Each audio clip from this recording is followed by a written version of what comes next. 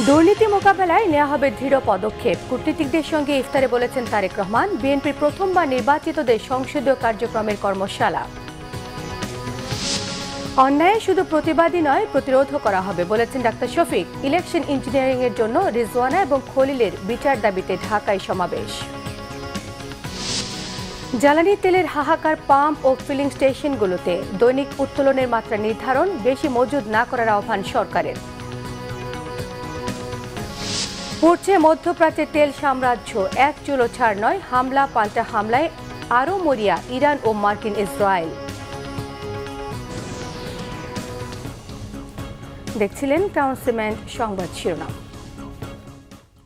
সরকারের সকল স্তরে দুর্নীতি মোকাবেলায় দৃঢ় পদক্ষেপ গ্রহণ করা হবে বলে জানিয়েছেন প্রধানমন্ত্রী তারেক রহমান। শুক্রবার রাষ্ট্রীয় অতিথি ভবন যমুনায় কূটনীতিকদের সঙ্গে ইফতার করেন প্রধানমন্ত্রী তারেক রহমান। ইফতারের সময় এসব কথা বলেন তিনি। একই সঙ্গে তিনি আরও জানান, মানবাধিকার সুরক্ষা, মত প্রকাশের স্বাধীনতা রক্ষা এবং সহনশীলতার সংস্কৃতি গড়ে তুলতে সরকার প্রতিশ্রুতিবদ্ধ। এ সময় জাতিসংঘ সাধারণ পরিষদের ৮১তম অধিবেশনের সভাপতি পদে বাংলাদেশের প্রার্থী পররাষ্ট্রমন্ত্রী ডক্টর খলিলুর রহমানের প্রতি সমর্থন দিতে ঢাকায় নিযুক্ত কূটনীতিকদের প্রতি আহ্বান জানিয়েছেন প্রধানমন্ত্রী।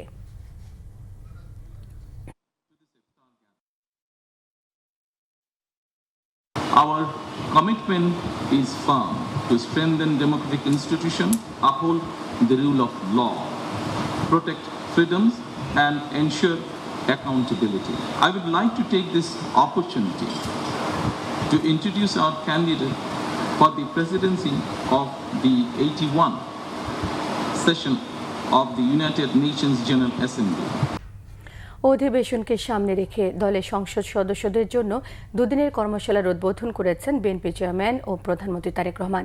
দলের স্থায়ী কমিটির সদস্য ও স্বরাষ্ট্রমন্ত্রী সালাউদ্দিন আহমেদ বলেছেন, এই সংসদের কাছে জাতির অনেক প্রত্যাশা। সবাই যেন ছাত্র জনতার গণ অভ্যুত্থানের প্রত্যাশা পূরণ করতে পারেন, সেজন্য সংসদকে শক্তিশালী করতে হবে।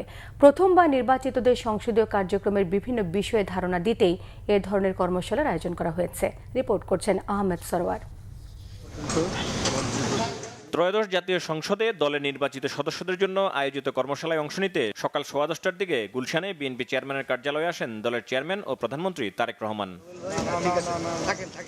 প্রথম দিনে প্রথম সেশনে মন্ত্রী, প্রতিমন্ত্রী, উপদেষ্টা, চিফ হুইপ এবং হুইপদের জন্য আয়োজিত কর্মশালার উদ্বোধন করে বক্তব্য রাখেন প্রধানমন্ত্রী ও সংসদ নেতা তারেক রহমান। দুপুর 12:30 পর্যন্ত চলা কর্মশালা শেষে জুমার নামাজ পড়তে গুলশান কার্যালয় থেকে বেরিয়ে যান প্রধানমন্ত্রী তারেক রহমান। এই সময় সাংবাদিকদের সাথে কর্মশালা নিয়ে কথা বলেন দলের স্থায়ী কমিটির সদস্য এবং স্বরাষ্ট্রমন্ত্রী সালাউদ্দিন আহমেদ। সংসদের উদ্বোধনী অধিবেশনে রাষ্ট্রপতির ভাষণ নিয়ে এক প্রশ্নের জবাবে সালাউদ্দিন আহমেদ বলেন, রাষ্ট্রপতি ব্যক্তি নন, একটি প্রতিষ্ঠান। লিডার অব দ্য হাউসের ভূমিকা কি, উপনেতার ভূমিকা কি, বিরোধী দলের নেতার ভূমিকা কি, হুইপদের ভূমিকা কি, এ সম্পর্কে আমরা আলোচনা করেছি। একটা বিস্তারিত আমরা আইডিয়াস কমিউনিকেশন করেছি, ডিসেমিনেট করেছি, যাতে করে আমরা সমৃদ্ধ হই। ছাত্র গণ অভ্যুত্থানের মধ্য দিয়ে নতুন প্রত্যাশা যা সৃষ্টি হয়েছে জনমনে, সেই প্রত্যাশা যাতে আমরা পূরণ করতে পারি। এক প্রশ্নের জবাবে সালাউদ্দিন আহমেদ বলেন, ডেপুটি স্পিকারের জন্য বিরোধী দলকে দেয়া প্রস্তাবটি ইতিবাচক হিসেবে দেখা দরকার। ওনারা সঠিক বলেছেন যে সংবিধান সংশোধিত হবে, 2টা ডেপুটি স্পিকারের পদ সৃজন হবে, তারপরে একটা ডেপুটি স্পিকার তারা পাবেন একজন। সেটা ঠিক আছে, কিন্তু আমরা যদি এখন থেকে আমাদের উদারতা প্রদর্শন করে বিদ্যমান ডেপুটি স্পিকারের যে পদটা আছে তাদেরকে দিতে চাই, সেটা আমার মনে হয় তাদেরকে একটু উদারভাবে দেখা উচিত। এ ধরনের কর্মশালা নতুন সদস্য হিসেবে সংসদে ভূমিকা রাখতে সহায়তা করবে বলে বিশ্বাস হুইপ ও প্রতিমন্ত্রীদের। সংসদীয় রীতিনীতি, কার্যপ্রণালী, বিধি অনুযায়ী কিভাবে পার্লামেন্ট চলবে, এই বিষয়ে মানে সবাইকে সতর্ক থেকে আগামী দিনে সংসদ কিভাবে পরিচালিত হবে এই বিষয়ে একটা দিক নির্দেশনা দেবে। জাতীয় সদস্য হিসাবে আমাদের কি করণীয়, এই একটা বই দল থেকে প্রোভাইড করা হয়েছে এবং মাননীয় প্রধানমন্ত্রী যে বিষয়টা এমফাসাইজ করেছেন, দায়িত্বশীল শাসনের প্রতি আমরা যেন থাকি। জুমার নামাজের বিরতির পর বেলা 2:30 থেকে শুরু হয় রংপুর, রাজশাহী, বরিশাল বিভাগের সংসদ সদস্য এবং ঢাকা ও ফরিদপুর বিভাগের কয়েকটি জেলার সংসদ সদস্যদের কর্মশালা। চলে বিকাল 4:30 পর্যন্ত। শনিবার 2 সেশনে হবে বাকি বিভাগের সংসদ সদস্যদের কর্মশালা। আহমেদ সরওয়ার, বাংলা ভিশন, ঢাকা। রাষ্ট্রপতি মোহাম্মদ শাহাবুদ্দিন বলেছেন, হাজারো প্রাণের বিনিময়ে দেশ গণতান্ত্রিক ধারায় ফিরে এসেছে। রাজধানী শিল্পকলা একাডেমিতে পাট দিবসের অনুষ্ঠানে এসব কথা বলেন রাষ্ট্রপতি। পরিবেশ দূষণ রোধ, পলিথিনের ব্যবহার কমাতে পাটের ব্যবহার বাড়ানোর উপর গুরুত্বারোপ করেছেন রাষ্ট্রপতি। বলেন, সুদসহ কৃষি ঋণ মওকুফ সরকারের একটি যুগান্তকারী সিদ্ধান্ত।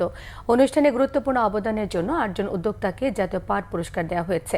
এছাড়া আলোচনা অনুষ্ঠান শেষে রাজধানী শিল্পকলা একাডেমি প্রাঙ্গণে ৯ দিন ব্যাপী পাটজাত পণ্যের মেলা উদ্বোধন করেন রাষ্ট্রপতি মোহাম্মদ শাহাবুদ্দিন। হাজারো মানুষের প্রাণের বিনিময়ে গণতন্ত্রের ধারায় ফিরেছে বাংলাদেশ। সকল শহীদের আকাঙ্ক্ষায় বাংলাদেশ প্রতিষ্ঠিত করতে হলে আমাদেরকে জ্ঞানে, বিজ্ঞান, প্রযুক্তিতে আরো সমৃদ্ধ হতে হবে। অর্থনৈতিক স্বাবলম্বিতা অর্জন করতে হবে। গড়ে তুলতে হবে একটি স্বনির্ভর বাংলাদেশ। বিদেশি চুক্তি নিয়ে অন্তর্বর্তী সরকার জামায়াতে ইসলামীর সঙ্গে আলোচনা করেনি বলে জানিয়েছেন দলটির আমির ডাক্তার শফিকুর রহমান। শুক্রবার দুপুরে ফেসবুক পোস্টে এসব কথা জানিয়েছেন তিনি। জামায়াতে ইসলামের আমির জানিয়েছেন, বিগত অন্তর্বর্তী সরকারের আমলে বিভিন্ন দেশের সঙ্গে সরকার কয়েকটি চুক্তি সম্পাদন করেছেন। তৎকালীন সরকার এই সকল চুক্তি নিয়ে দলটির সঙ্গে কোনো আলোচনা না করায় পোস্টে দুঃখ প্রকাশ করেন আমির। এদিকে শুক্রবার শহীদ আবু সাইদ ইন্টারন্যাশনাল কনভেনশন সেন্টারে ছাত্র শিবিরের এক ইফতার মাহফিলে যোগ দেন জামায়াতে ইসলামের আমির। অন্যায় শুধু প্রতিবাদী নয়, প্রতিরোধ গড়ে তোলা হবে বলে মন্তব্য করেছেন জামায়াতে ইসলামের আমির ডাক্তার শফিকুর রহমান।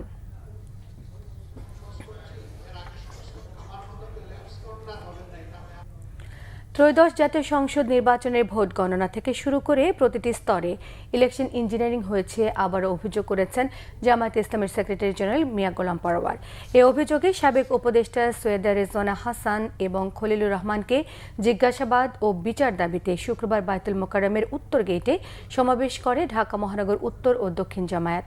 বিক্ষোভ সমাবেশে মিয়া গোলাম পরোয়ার জানিয়েছেন, ইলেকশন ইঞ্জিনিয়ারিং এর বিষয়টি উঠে এসেছে অন্তর্বর্তী সরকারের সাবেক উপদেষ্টা রেজওয়ানা হাসান বক্তব্যে। এই সময় পররাষ্ট্রমন্ত্রী খলিলুর রহমানের সমালোচনা করেছেন জামায়াত নেতারা। সংক্ষিপ্ত সমাবেশ শেষ হয়েছে বিক্ষোভ মিছিল। ভোট গ্রহণ পর্ব শেষ হওয়ার পর যখন ভোট গণনা, রেজাল্ট শিট তৈরি করা, ফলাফল ঘোষণা, প্রতিটি পর্বে পর্বে ইলেকশনের ইঞ্জিনিয়ারিং করা হয়েছে। অতীতের নির্বাচনের চেয়ে এবারের নির্বাচনের ইঞ্জিনিয়ারিং এবং কারচুপির ধরনটাই ছিল একদম আলাদা। ওনারা ভেবেছিলেন জনগণ, ভোটাররা হয়তো বুঝতে পারবে না, ভোটাররা তো ভোট কেন্দ্রে গেল, ভোট তো দিল, কিন্তু কামটা কখন সারা যায়, দক্ষ ইঞ্জিনিয়াররা সেই ইঞ্জিনিয়ারিংটা ঠিক মতোই করেছে। বিরোধী দলীয় চিফ হুইপ নাহিদ ইসলাম জানিয়েছেন, এনসিপিকে নিয়ে মিডিয়া এবং সামাজিক মাধ্যমে অনেক প্রোপাগান্ডা ছড়ানো হচ্ছে, কিন্তু এনসিপি আসলে কি বলেছে, কি করেছে সেটি অবজ্ঞা করা হচ্ছে। এই সকল মিডিয়া উদ্দেশ্যমূলকভাবে জুলাই গণ অভ্যুত্থানকে বিতর্কিত করার পায়তারা করছে বলে মন্তব্য করেছেন নাহিদ ইসলাম।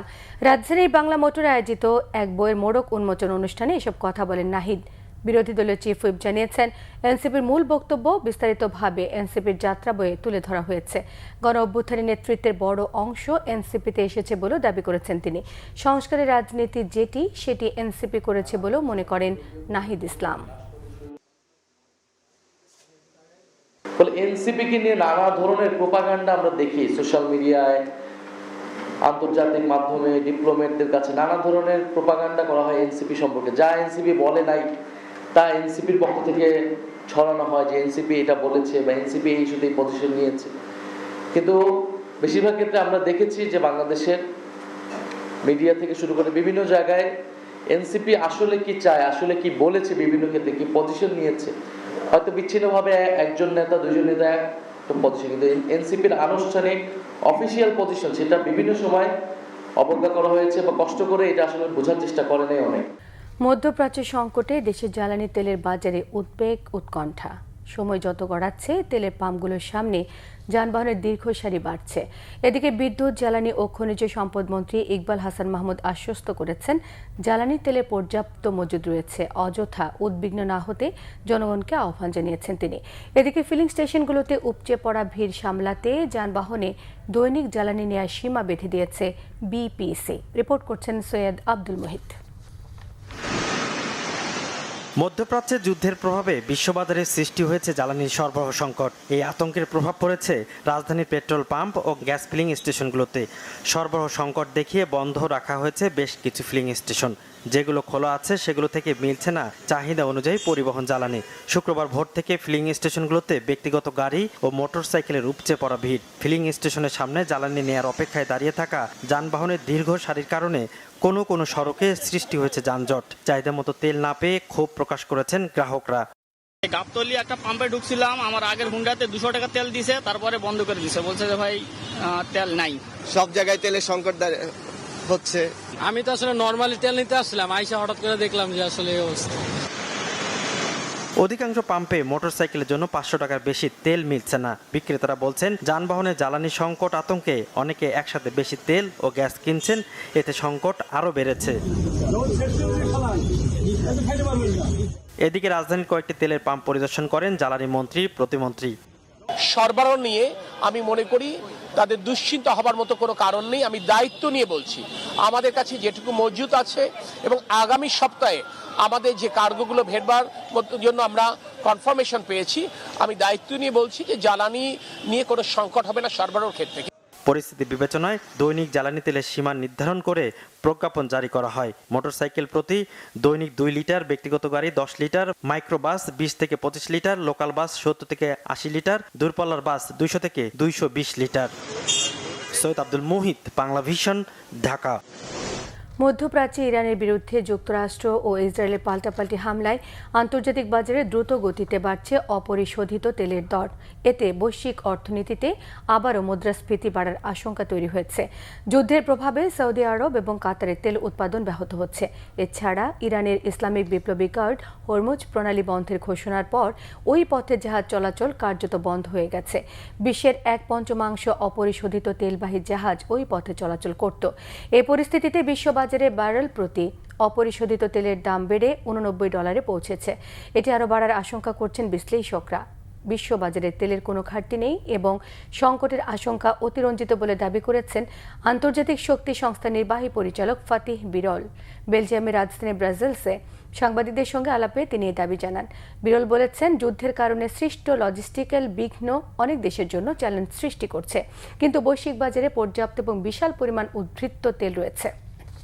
মধ্যপ্রাচ্য জুড়ে চলমান সংঘাতে একে অপরকে এক চুলো ছাড় দিচ্ছে না ইরান ও যুক্তরাষ্ট্র ইসরায়েলের যৌথ বাহিনী, বরং যত দিন গড়াচ্ছে ততই যেন আরও মরিয়া হয়ে উঠছে দুপক্ষই। 7 দিনের মাথায় ইসরায়েল ও যুক্তরাষ্ট্র ইরানের সবচেয়ে ভয়াবহ হামলা চালিয়েছে বলে জানিয়েছেন দেশটির বাসিন্দারা। আর ইরানে হামলার মাত্রা আরও বাড়ানো হচ্ছে বলে জানিয়েছে মার্কিন প্রতিরক্ষা মন্ত্রী। তবে আপাতত ইরানের স্থল অভিযানের কোনো পরিকল্পনা নেই বলে জানিয়েছেন মার্কিন প্রেসিডেন্ট ডোনাল্ড ট্রাম্প। ইরানের পাশাপাশি লেবাননেও ব্যাপক হামলা চালিয়ে যাচ্ছে ইসরায়েল ও যুক্তরাষ্ট্র। এদিকে মধ্যপ্রাচ্যের বিভিন্ন দেশের মার্কিন ঘাঁটিগুলোতে হামলা অব্যাহত রেখেছে ইরানও। সঞ্জিদা ইসলাম তন্নির ডেস্ক রিপোর্টে থাকছে বিস্তারিত। টানা 1 সপ্তাহ ধরে চলমান হামলা পাল্টা হামলায় বিধ্বস্ত পুরো মধ্যপ্রাচ্য। সংঘাত শুরুর 7ম দিনে ইরানের বিভিন্ন স্থানে বিস্ফোরণের ঘটনা ঘটেছে। এতে একটি সামরিক একাডেমির পাশাপাশি ক্ষতিগ্রস্ত হয়েছে আবাসিক ভবন ও তেহরান বিশ্ববিদ্যালয়ের কাছাকাছি এলাকাও। স্থানীয় বাসিন্দারা বলছেন, গেল 7 দিনের মধ্যে সবচেয়ে ভয়াবহ হামলা চালিয়েছে ইসরায়েল ও যুক্তরাষ্ট্র। 1 সপ্তাহের হামলায় দেশটির সামরিক বাহিনী পঙ্গু করে দেওয়ার দাবিও করেছে দুই দেশই। আর সপ্তাহব্যাপী হামলায় ইরানের 3,500-এরও বেশি সামরিক স্থাপনা ক্ষতিগ্রস্ত হয়েছে, যার মধ্যে আবাসিক ভবনের সংখ্যায় 3,000-এর বেশি। নিরবিচ্ছিন্ন হামলায় এখন পর্যন্ত নিহতের সংখ্যা ছাড়িয়েছে 1300। তেহরানে হামলার মাত্রা আরও বাড়ানো হচ্ছে বলে জানিয়েছেন মার্কিন প্রতিরক্ষা মন্ত্রী পিট হেগসেথ। চলমান বিমান হামলা বাড়ানো হলেও আপাতত ইরানের স্থল অভিযানের কোনো পরিকল্পনা নেই বলে জানিয়েছেন মার্কিন প্রেসিডেন্ট ডোনাল্ড ট্রাম্প। এই মুহূর্তে তেহরানে মার্কিন সেনা পাঠানোকে সময়ের অপচয় বলেও মন্তব্য করেছেন ট্রাম্প। এদিকে লেবানন জুড়ে ব্যাপক পরিসরে হামলা চালানোর দাবি করেছে ইসরায়েলি প্রতিরক্ষা বাহিনী IDF। দেশটির রাজধানী বৈরুতের শুধু দক্ষিণাঞ্চলে 26 বার হামলা চালানো হয়েছে বলে জানিয়েছে ইসরায়েলি সামরিক বাহিনী। জবাবে ইসরায়েলি বাহিনীর ওপর পাল্টা হামলা চালাচ্ছে লেবাননের সশস্ত্র গোষ্ঠী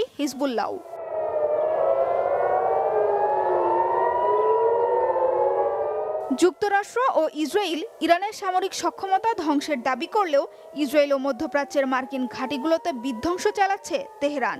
ইরানের হামলায় ইসরায়েল জুড়ে বেশ কয়েকজন নিহত হওয়ার পাশাপাশি আহত হয়েছে ১৫০০-এরও বেশি। তেহরান থেকে ক্রমাগত মিসাইল হামলায় আতঙ্কিত হয়ে পড়েছে ইসরায়েলের বাসিন্দারা।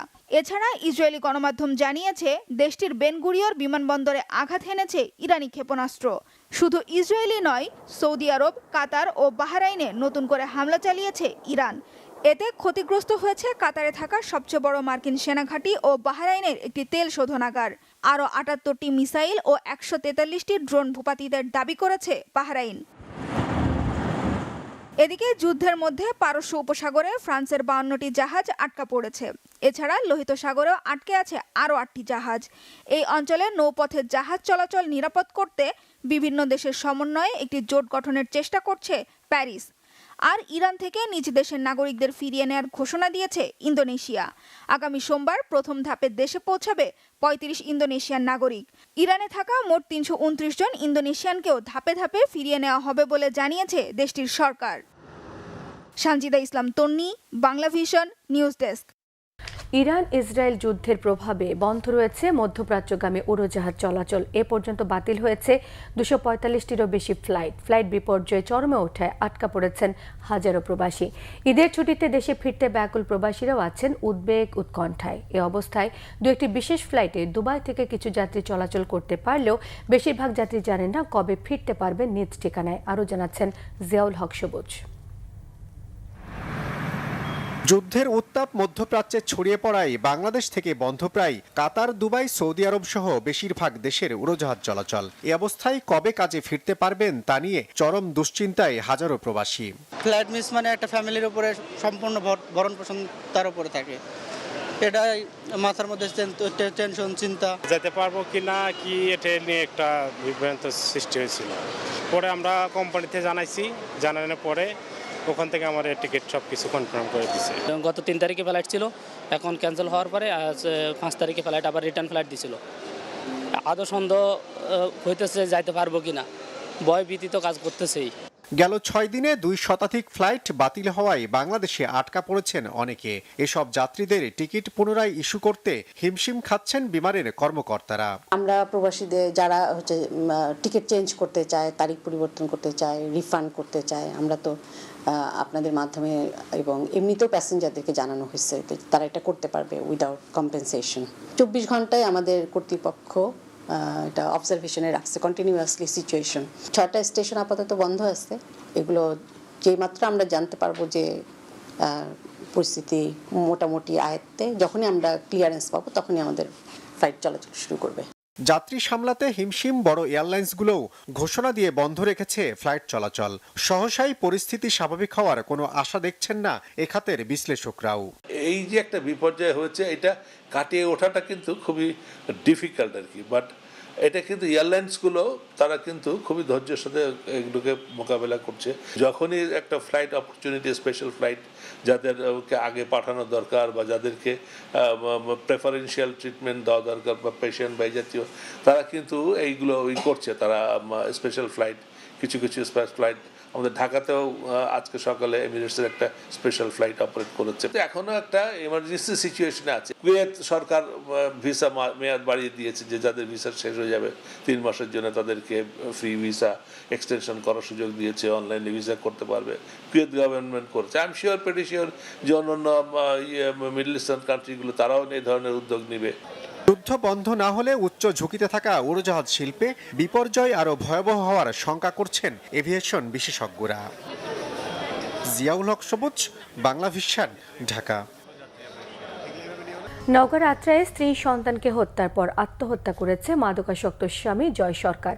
উপজেলার বলরামচক চৌধুরীপাড়া গ্রামের নিজ বাড়িতে এই ঘটনায় নিহতরা হচ্ছে গৌতম সরকারের ছেলে জয় সরকার, তার স্ত্রী বৃষ্টি সরকার, ২৭ মাসের কন্যা জিনি সরকার। স্থানীয়রা জানান, স্বামী জয় সরকার মাদকাসক্ত এবং বেপরোয়া স্বভাবের ছিলেন। প্রায় তাদের সংসারে ঝগড়া হতো। মাঝরাতে সবাই ঘুমিয়ে গেলে নিজের ঘরের দরজা বন্ধ করে স্ত্রী ও সন্তানকে এলো পাথারে ছুরিকাঘাত করা হয়।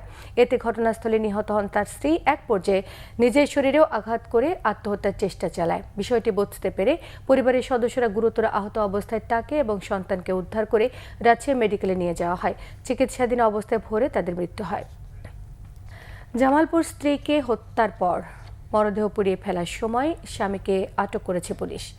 বৃহস্পতিবার রাত 1টার দিকে শহরের দড়িপাড়া এলাকায় ঘটনা ঘটে। পুলিশ এবং স্থানীয়রা জানায় ঘাতক স্বামী হোসেন তাইফুর সুপ্রিম কোর্টের আইনজীবী। পারিবারিক কলহের জেরে ধারালো অস্ত্র দিয়ে স্ত্রী 2 সন্তানের মা তাহমিনাকে হত্যা করে তাইফুর। এরপর মরদেহ পুড়িয়ে ফেলার চেষ্টা করা হয়। বিষয়টি প্রতিবেশীরা বুঝতে পেরে পুলিশ এবং ফায়ার সার্ভিসে খবর দেয়। স্থানীয়দের সহযোগিতায় তাইফুরকে আটক করেছে পুলিশ।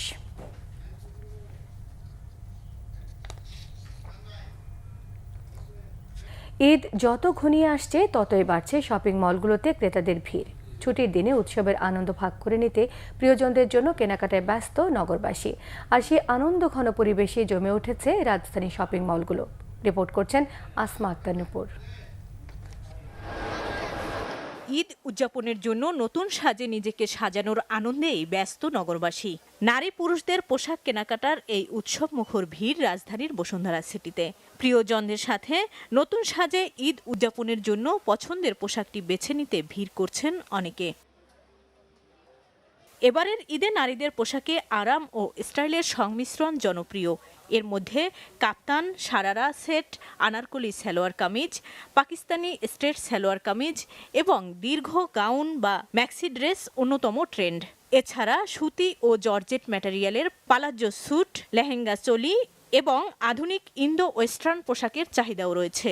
আর ছেলেদের পোশাকের মধ্যে সবচেয়ে জনপ্রিয় হচ্ছে ড্রপ শোল্ডার পাঞ্জাবি, কাবলি সেট এবং বিভিন্ন রঙের প্রিন্টেড পাঞ্জাবি।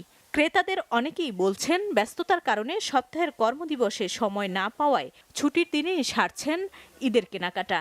অনেকে বলছেন গত বছরের তুলনায় পোশাকের দাম বেশি। মেয়ের জন্য 2 মেয়ের জন্য জামা কিনছি, তারপর আমার ছেলের জন্য জামা কিনছি, আমার জন্য পাঞ্জাবি কিনছি, আমার ওয়াইফের জন্য 3 পিস। আমার জন্য কিনছি পাঞ্জাবি কিনছি, আর বাবুদের জন্য ওদের জন্য পাঞ্জাবি কিনছি। এখন পর্যন্ত বোরকা নিতে পারছি, আর বেবির একটা ড্রেস নিতে পারছি, আর পাঞ্জাবি দেখতেছি আর কি। দেখা যাচ্ছে কালেকশন তেমন একটা পছন্দ হচ্ছে না, কিন্তু প্রাইসটা যেটা একটু পছন্দ হয় সেটার প্রাইস অনেক বেশি। দাম অনেক বেশি, অনেক হাতের নাগালের বাইরে। ইন্ডিয়ান ড্রেসগুলো একটু দাম প্রাইসটা একটু বেশি মনে হচ্ছে আর কি। বিক্রেতারা বলছেন ঈদ যত ঘনিয়ে আসছে ক্রেতাদের ভিড় বাড়ছে, তবে ছুটির দিনে প্রত্যাশার তুলনায় বিক্রি বেশি। গত যে দিনগুলো গেছে তার তুলনায় এই সপ্তাহের আজকে দিনের ছেলেটা মোটামুটি অনেক ভালো। এবছর আছে ফার্সি, এবছর আছে আপনার সারারা ঘারারা, লেহেঙ্গার মধ্যে আছে ফ্রন্ট কাট লেহেঙ্গা আছে, ফ্রন্ট কাট গাউন আছে, এগুলোর মধ্যেই চলতেছে। আমরা ম্যানুফ্যাকচার করে থাকি দেশীয় কালেকশনগুলো, এছাড়া হচ্ছে আমাদের ইন্ডিয়ান কিছু কালেকশন আছে, সাথে পাকিস্তানি কিছু কালেকশনও আছে। আলহামদুলিল্লাহ আমাদের সেলটা খুব ভালো, তবে যতটুকু আশা করছিলাম তার চেয়ে বেশি ভালো। শেষ সময়ের বেচাকেনা আরও বাড়বে আশা বিক্রেতাদের। আসমা আক্তার নূপুর, বাংলা ভিশন, ঢাকা। রমজানে নিত্যপণ্যের দামে অস্বস্তিতে সাধারণ মানুষ। ইফতার এবং সেহরির বাজার করতে গিয়ে বাড়তি খরচের চাপে তাদের হিমশিম অবস্থা। নিম্ন এবং মধ্যবিত্ত পরিবারের আমিষের ভরসা ব্রয়লার মুরগির দাম বেড়ে কেজিতে 200 টাকায় পৌঁছানো নতুন করে দুশ্চিন্তা চেপে গেছে। কেজিতে 10 টাকা বেড়েছে সোনালী মুরগির দাম, গরুর মাংস বিক্রি হচ্ছে আগের দরেই। লেবু, বেগুন, শসা সহ ইফতারের অপরিহার্য বেশিরভাগ উপকরণের কিছুটা দাম কমলেও অনেক জায়গায় লেবু এখনও বিক্রি হচ্ছে 80 থেকে 100 টাকা হালিতে। ইফতারে আরেকটি জনপ্রিয় উপকরণ খেজুর এবার এখনও নিম্নবিত্ত মানুষের নাগালের বাইরেই।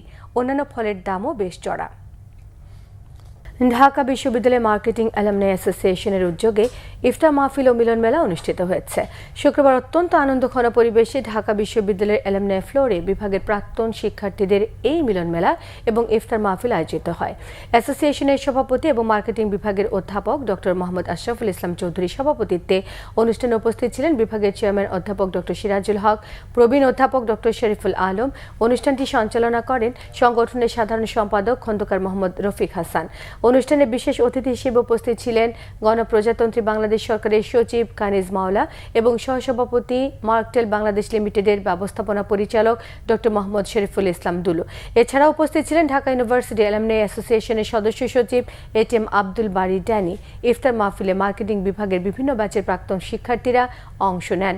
ইফতারের আগে দেশ জাতীয় মুসলিম উম্মার কল্যাণ কামনায় বিশেষ মোনাজাত করা হয়েছে। একই সঙ্গে মার্কেটিং বিভাগের প্রয়াত শিক্ষক, কর্মকর্তা, কর্মচারী এবং শিক্ষার্থীদের আত্মার মাগফিরাত কামনায় দোয়া করা হয়।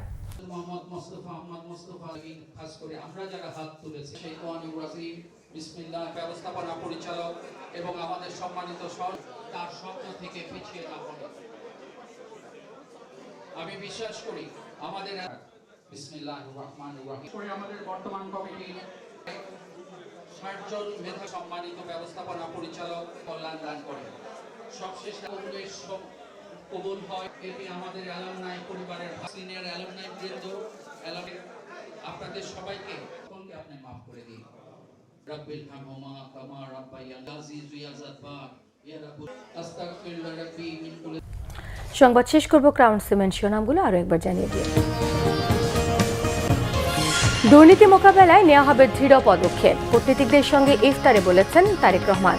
বিএনপির প্রথমবার নির্বাচিতদের সংসদীয় কার্যক্রমের কর্মশালা।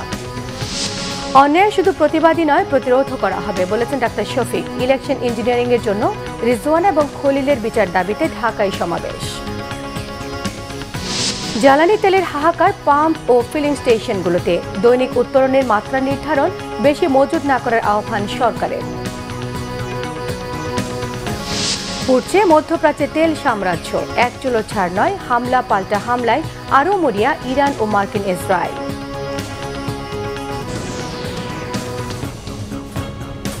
এই ছিল এখনকার মতো। পরের সংবাদ রাত 10:30টায়। নটে রয়েছে নিউজ 20, দেখার আমন্ত্রণ রইল। এতক্ষণ সঙ্গে থাকায় সবাইকে ধন্যবাদ।